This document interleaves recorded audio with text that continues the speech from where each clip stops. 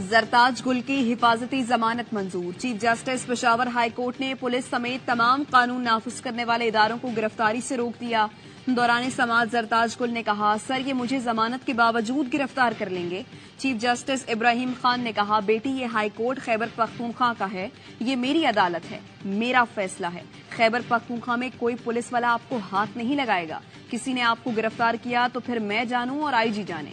Chief justice ने remarks में कहा, मैं ना पहुंचता तो क्या ये खातून सारी रात हाई कोर्ट में गुजारती? हाई कोर्ट में क्या कुछ हो रहा था, मुझे इस्लामाबाद से आना पड़ा। किसी को इंसाफ नहीं दे सकता तो मुझे इस्तीफा देना चाहिए। ये हमारी रिवायत में नहीं कि किसी खातून को गिरफ्तार करें। एक खातून के लिए इतनी ज्यादा पुलिस नफरी तैनात की गई। खैबर पख्तूनख्वा पुलिस पर हमला नहीं हुआ कि इतनी नफरी तैनात की है। जो मुल्जिम अदालत आना चाहता है, हिरासा न किया जाए। जरताज गुल राहदारी जमानत के लिए सुबह से पेशावर हाई कोर्ट में इंतजार कर रही थी। अदालत के बाहर पुलिस की बड़ी नफरी उन्हें गिरफ्तार करने के लिए तैयार थी।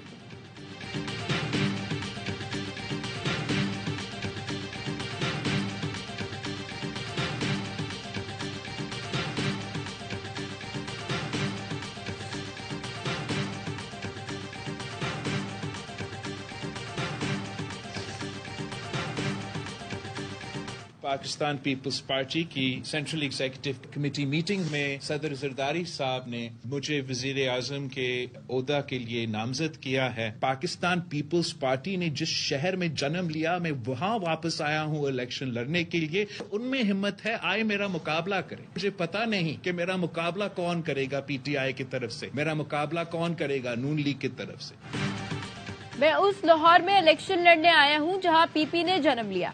जिसमें हिम्मत है, आए मुकाबला करे। बिलावल भुट्टो की सीईसी इजलास के बाद प्रेस कॉन्फ्रेंस। सीईसी ने वजीर आजम के उम्मीदवार के लिए बिलावल भुट्टो के नाम की मंजूरी दी। पीपी चेयरमैन बोले, नून लीग और पीटीआई ने तो अभी तक वजीर आजम के लिए किसी को नामजद ही नहीं किया। नहीं पता किससे मुकाबला होगा। अदलिया की सूरत हाल देखकर तज्जिया कर सकता हूं कि दोनों अहल होंगे या ना अहल। मुस्लिम लीग नून और पीटीआई के लिए इलेक्शन लड़ने में कानूनी मुश्किलात हैं। ऐसी पॉलिसियां लाना होंगी कि दहशतगर्द दोबारा सर न उठा सके। सियासी झगड़ों को जाती लड़ाई में तब्दील कर दिया गया। मसाइल के हल के लिए आपस के झगड़ों को खत्म करना होगा। अशराफिया को 105 अरब सब्सिडी जाती है, उसको खत्म करना होगा। नून लीग हो या पीटीआई, दोनों अशराफिया की नुमाइंदगी करती हैं। पीटीआई कुछ नहीं कर सकती, अवाम ने देख लिया। पीपल्स पार्टी के पास प्लान, मंशूर और स्ट्रेटेजी है।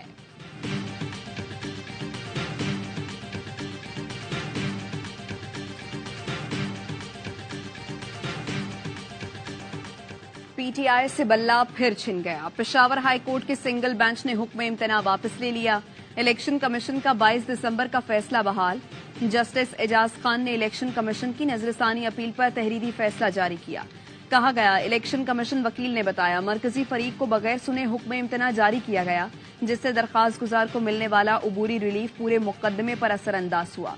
फरीकैन के दलाइल सुनने के बाद हाई कोर्ट हुक्म इम्तना वापस लेती है। दरखास्त गुजार के तहफुजात मरकजी दरखास्त में सुने जाएंगे। पेशावर हाई कोर्ट का डिविजनल बेंच पीटीआई की दरखास्त पर 9 जनवरी को समाअत करेगा।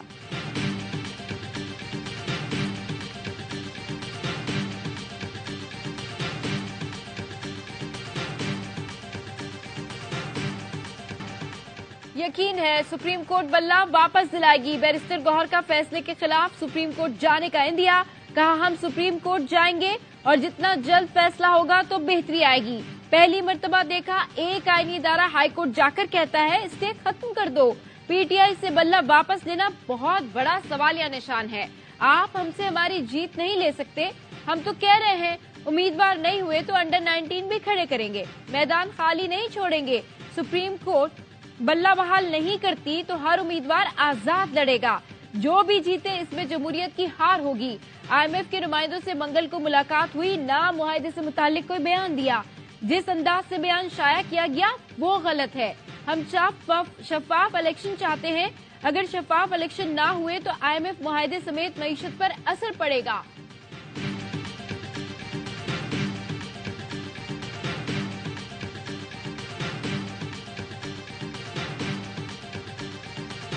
सैकड़ों डिपोर्टेशंस ऑल ओवर द कंट्री हुए हैं, नकल भी नहीं दे रहे हैं। आपके एक्सेप्ट कितने हुए हैं? 668 रिजेक्ट किए हैं। एक्सेप्टेंस का इसमें मैंने फिगर्स नहीं दिए। तो जब तक आप ये नहीं बताएंगे कि एक्सेप्टेंस भी हुई है और रिजेक्शन भी हुई है, तो how we can understand that? Appeal के लिए उसे नकल लेने के लिए रेटें करना पड़ रही हैं। तो चले हम उसको नोटिस कर देते हैं। आज कर देंगे नोटिस। आपकी पूरी दरखास्त पढ़ ली, कोई एक वाज़ेह इल्जाम नहीं। आपने अदालत का बहुत वक्त जाया किया। सुप्रीम कोर्ट क्यों आए हैं? एक फोरम मौजूद है, वहां क्यों नहीं जा रहे? जाएं जाकर ट्रिब्यूनल्स में अपीलें दायर करें। आप क्या चाहते हैं? सुप्रीम कोर्ट इलेक्शन कमीशन का किरदार अदा करे। इलेक्शन कमीशन ने कोई तौहीन की तो सबूत दिखाएं। पीटीआई की लेवल प्लेइंग फील्ड से मुताल्लिक तौहीन अदालत की दरखास्त की समाअत के दौरान चीफ जस्टिस के रिमार्क्स। वकील लतीफ खोसा ने कहा, सीडी लाया हूं, सारे सबूत हैं। उम्मीदवार, तजवीज और तायद कुनिंदगान को कागजात जमा कराने से रोका गया। तशद्दुद के वाकयात हुए। पीटीआई के 668 कागजात मुस्तरद किए गए। बदतरीन प्री पोल धांधली की जा रही है। हमें लेवल प्लेइंग फील्ड दें। सुप्रीम कोर्ट के इस्तफसार पर डीजी लॉ इलेक्शन कमीशन ने बताया लेवल प्लेइंग फील्ड दे रहे हैं। सुप्रीम कोर्ट का पीटीआई की दरखास्त पर chief secretary, IG Punjab, advocate general Punjab को नोटिस। अदालत ने हुक्मनामे में लिखा, तीनों जवाब दें कि इलेक्शन कमीशन के अहकामात पर क्या कार्रवाई हुई। केस की समाअत 8 जनवरी तक मुलतवी।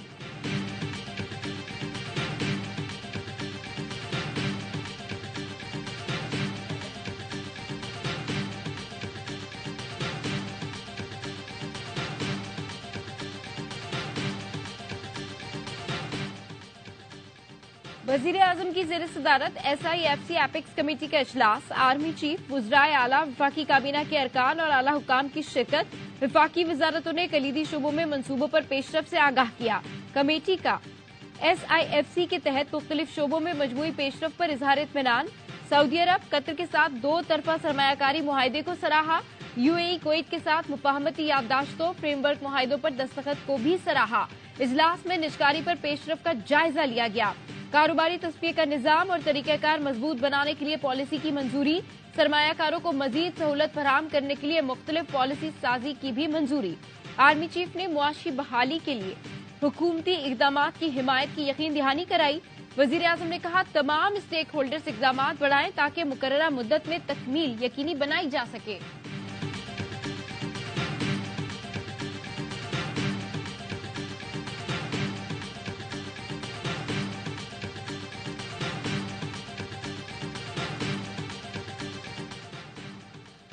ईरान के शहर किरमान में कासिम सुलेमानी के मजार के करीब 2 धमाके, 100 से ज्यादा अफराद शहीद, दर्जनों जख्मी हो गए। धमाकों के वक्त बड़ी तादाद में लोग कासिम सुलेमानी की बरसी पर फातह खानी के लिए मौजूद थे। धमाके के बाद हर तरफ खूनी मनाजिर, जाँ बहक अफराद में बच्चे और खवातीन भी शामिल। धमाका खेज मवाद से भरे 2 थैले कब्रिस्तान के दरवाजे के करीब रखे गए। धमाके रिमोट कंट्रोल डिवाइस से किए गए। ईरानी हुकूमत ने धमाकों को दहशतगर्दाना हमला करार दे दिया।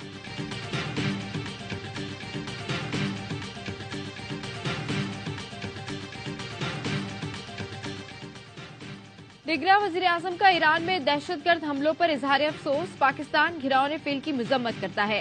ईरान के साथ इजहार यकजहती करते हैं। मुश्किल वक्त में हमारी हमदर्दियां ईरानी हुकूमत और अवाम के साथ हैं। अनवारुल्लाह काकड़ का पैगाम। तुर्क सदर ने भी ईरान में धमाकों की मजम्मत कर दी। अक़वाम मुत्तहिदा के सेक्रेटरी जनरल एंटोनियो गुतेरेस और यूरोपीय यूनियन ने भी मजम्मत कर दी।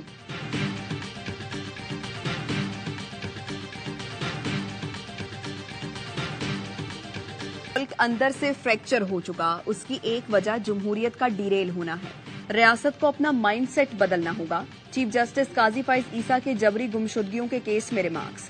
कहा, लापता अफराद का मामला रुकना चाहिए। ये क्या जहनियत है कि इनको किसी का खौफ और डर नहीं, किसी शख्स नहीं, हुकूमत की यकीन दहानी चाहते हैं कि आज के बाद किसी को नहीं उठाया जाएगा। अखबार में सुर्खी लगे और हम ऑर्डर पास कर दें तो सिर्फ इससे कुछ नहीं होगा। अदालत ने लापता अफराद कमीशन से तमाम मुकदमात की तफसीलात मांग ली। सुप्रीम कोर्ट की कमीशन को तमाम प्रोडक्शन ऑर्डर्स अटॉर्नी जनरल को फराहम करने की हिदायत। चीफ जस्टिस ने आमना मसूद जंजुआ से मुकालमे में कहा, हमने आपका केस इसलिए उठाया क्योंकि अहम है ये मामलात खत्म होने चाहिए।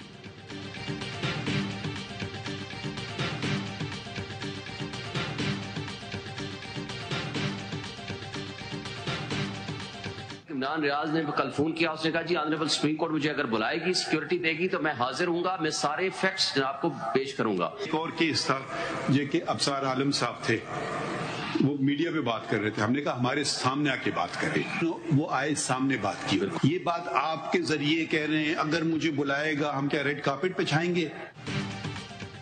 जबरी गुमशुदगियों और लापता अफराद केस में वकील शुएब शाहीन ने कहा, इमरान रियाज ने कॉल करके कहा सुप्रीम कोर्ट बुलाएगी और सिक्योरिटी देगी तो सबूत फराहम करूंगा। चीफ जस्टिस काजी फैज ईसा ने रिमार्क्स दिए, एक अफसार आलम थे जो मीडिया पर बात कर रहे थे, हमने कहा सामने आकर बात करें, हम उनको बुलाना चाहते हैं, ना उनका नाम इस्तेमाल कर रहे हैं। इल्जाम वो लगा रहे हैं, सबूत है तो जाएं FIR कटवाएं। क्या हमारे पास फौज खड़ी है कि हम तहफ्फुज देंगे? आप सिर्फ 2-4 बंदों पर बात करेंगे तो ये सियासी केस बन जाएगा।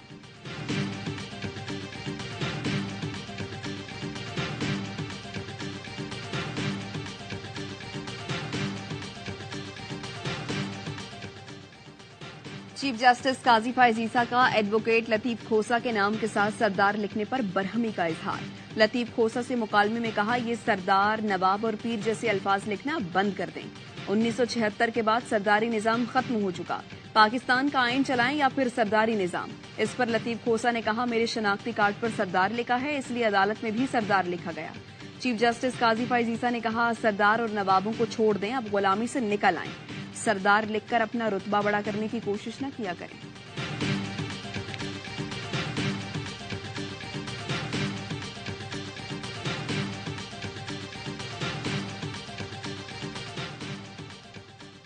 शुमाली वजीरिस्तान में मोहसिन दावड़ के काफिले पर फायरिंग, साबिक रुकन कौमी असेंबली महफूज रहे, पुलिस के मुताबिक गोलियां बुलेट प्रूफ गाड़ी पर लगी।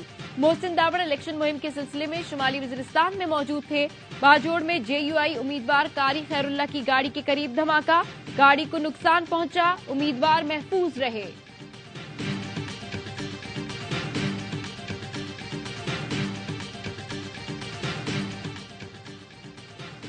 MKM रहनुमा खालिद मकबूल सिद्दीकी का चीफ इलेक्शन कमिश्नर को खत, मकामी हुकूमतों के फंड्स के इस्तेमाल के खिलाफ शिकायत। मेयर कराची और टाउन नाज़मीन इंतखाबी ज़ाब्ता इखलाक की खिलाफ वर्जी कर रही हैं। वोटिंग पर असरअंदाज होने के लिए तरक्याती कामों का इफ्तिताह किया जा रहा है। चीफ इलेक्शन कमिश्नर मसले का नोटिस लें, खत का मतन।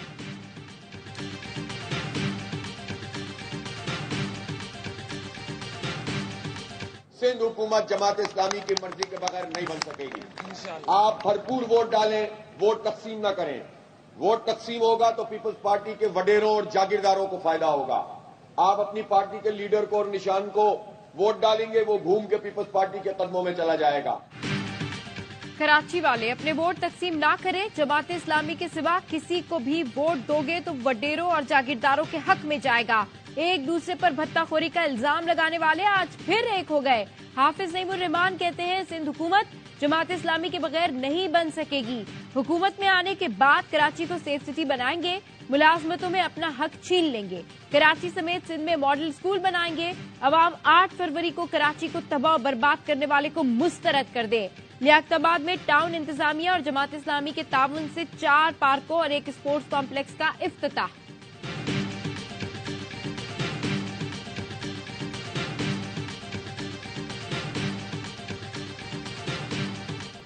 रफाह पर इसराइल की मुसलसल बमबारी, 14 फलस्तीनी शहीद। फजाई हमलों में घरों और रिहायशी इमारतों को निशाना बनाया जा रहा है।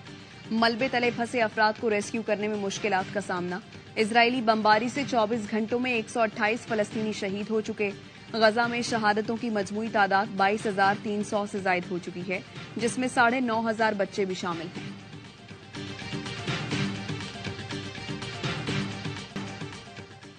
इसराइल का बैरूत पर ड्रोन हमला, हमास के नायब सरबराह सालेह अल अरवी को 4 साथियों समेत शहीद। सालेह अरवी का शुमार तूफान अल-अक्सा के मंसूबा साजों में होता था। वो इसराइल की हिट लिस्ट में पहले नंबर पर थे। शहीदों में अल-कसाम ब्रिगेड के कमांडर समीर फाइंदी और अबू आमिर भी शामिल। हिजबुल्लाह का हमास के नायब सरबराह की शहादत का बदला लेने का ऐलान। लिबनान की सरहद पर मुतादिद इसराइली फौजियों को हलाक। गजा फलस्तीनियों की सरजमीन है और रहेगी। अमरीका ने इजरायली वुज़रा की जानिब से फलस्तीनियों को गजा से निकल जाने के बयान की मजम्मत कर दी। अमरीकी महकमा खारजा के तर्जुमान मैथ्यू मिलर का कहना है, फलस्तीनियों की सरजमीन के खिलाफ इजरायली वुज़रा के बयानात इश्तियाल अंगेज और गैर जिम्मेदाराना है। इजराइल अमरीका के झंडे का कोई सितारा नहीं, अपने मफाद के मुताबिक फैसला करेंगे। इजराइल को शिकस्त का खौफ सताने लगा। सेहूनी वज़ीर दिफा का कहना है, गजा जंग ये जीती तो मशरिक वुस्ता से हमारा वजूद खत्म हो जाएगा।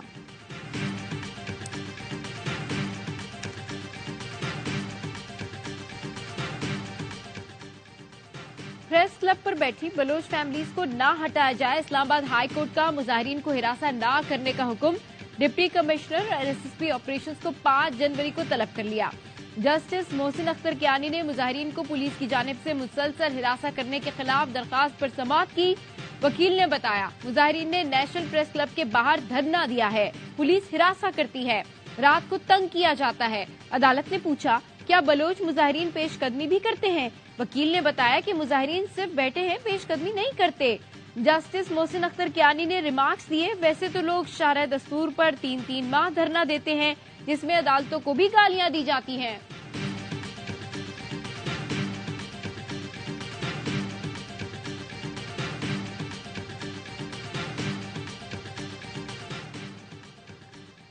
साबिक डीजी रेंजर्स पंजाब नवीद अजहर फैजाबाद धरना कमीशन के सामने पेश, बयान रिकॉर्ड करा दिया। जराये का कहना है नवीद अजहर ने बयान में कहा विफाकी हुकूमत और वजारत दाखिला के हुक्म पर मुजाहिरीन में फीकस 1000 रुपए तकसीम किए।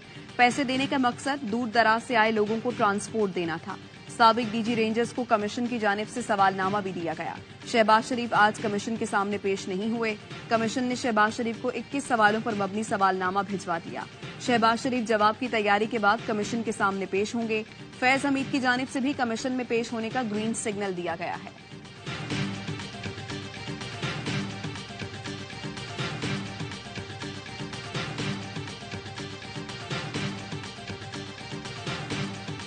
गाड़ी मशकूक में लगी, एक लेडीज एक लड़का बैठा हुआ था, उन्होंने चेक किया कि वो मुझे ये कहा कि आप पुलिस वालों की क्या औकात होती है, आप गाड़ी चेक करते हो, आप मुझे कोई चेक नहीं कर सकते। मेरा वालिद साहब सेक्रेटरी दाखिला रह चुके हैं। कराची में पुलिस एहलकार की टांगे तोड़ने वाला अब तक आजाद, एहलकार को गाड़ी से टक्कर मारने वाला सरकारी ऑफिसर का बेटा साकिब वसीम गिरफ्तार न हो सका। तफ्तीशी पुलिस वाक़े पर खामोश। जख्मी एहलकार ने बताया मशकूक गाड़ी चेक करने गया तो जोरदार टक्कर मार दी। होश में आया तो पता चला टांगे और बाजू टूट गया। टक्कर मारने से पहले लड़के ने अपना नाम साकिब वसीम बताया। लड़के ने कहा वालिद वसीम शमशाद सेक्रेटरी दाखिला रह चुके हैं। ये भी कहा पुलिस की क्या औकात जो गाड़ी चेक करे। पहले गालियां दी, मोबाइल में बैठने लगा तो उड़ा दिया। आमिर जमाल का कमाल, सिडनी में धमाल, 9वीं विकेट पर आकर 82 रन की धमाकेदार इनिंग्स खेली। पाकिस्तान का स्कोर 300 पार कर दिया। कौमी टीम ने टॉस जीतकर बैटिंग की। ओपनर्स बगैर खाता खोले चलते बने। पाकिस्तान की आधी टीम 96 पर सिमट गई। मोहम्मद रिजवान और आगा सलमान बने मर्दे बहरान। 6ठी विकेट पर स्कोर 190 तक पहुंचाया। रिजवान ने 88, आगा ने 53 रन बनाए। आखिरी विकेट पर आमिर जमाल और मीर हमजा ने 86 रन जोड़े। पाकिस्तान की पूरी टीम 313 रन पर आउट हुई। दिन के इख्तिताम पर ऑस्ट्रेलिया ने बगैर नुकसान के 6 रन बना लिए।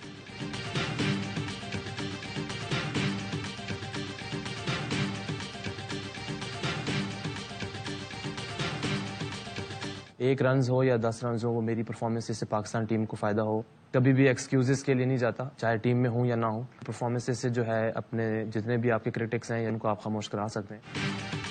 बाउंसर मारे या कुछ भी सोच कर आया था, डट कर मुकाबला करूंगा और अपने शॉट्स खेलूंगा। सिडनी में ऑस्ट्रेलिया के खिलाफ 82 रन जड़ने वाले आमिर जमाल कहते हैं जानता था ऑस्ट्रेलियाई बॉलर्स बाउंसर्स कराएंगे। शाहीन आफरीदी को बड़ा खिलाड़ी बनना है या करोड़पति? साबिक कप्तान वसीम अकरम ने सिडनी टेस्ट न खेलने पर शाहीन को आड़े हाथों ले लिया। बोले सिडनी टेस्ट न खेलने का फैसला मैनेजमेंट का नहीं, शाहीन आफरीदी का है। क्रिकेटर्स को मालूम होना चाहिए टेस्ट ही असल क्रिकेट है। वकार यूनिस बोले शाहीन के न खेलने के फैसले पर हंसी आ रही है। पिछले मैच में वो बहुत बेहतर नजर आए। टीम मैनेजमेंट के मुताबिक शाहीन को न्यूजीलैंड में T20 सीरीज के पेश नजर आराम दिया गया।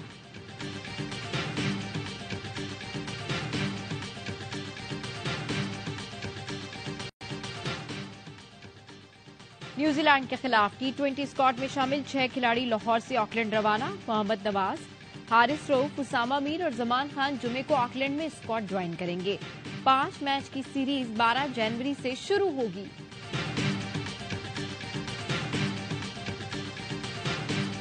केप टाउन में विकेटों की बारिश, 2 सेशन में 2 इनिंग्स निमट गई। पहले ही दिन के खेल में 23 विकेटें गिरी। जनूबी अफ्रीका ने टॉस जीतकर बैटिंग की, पूरी टीम सिर्फ 55 पर ढेर हुई।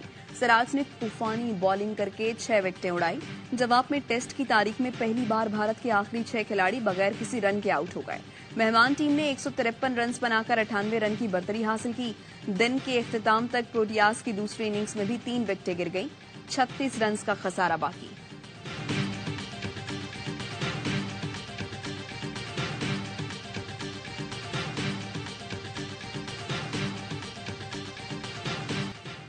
और दुबई में उर्दू के सबसे बड़े मेले जश्न रेख्ता की तैयारी। फेस्टिवल का इनेकाद 27 से 28 जनवरी तक दुबई के जाबिल पार्क में होगा।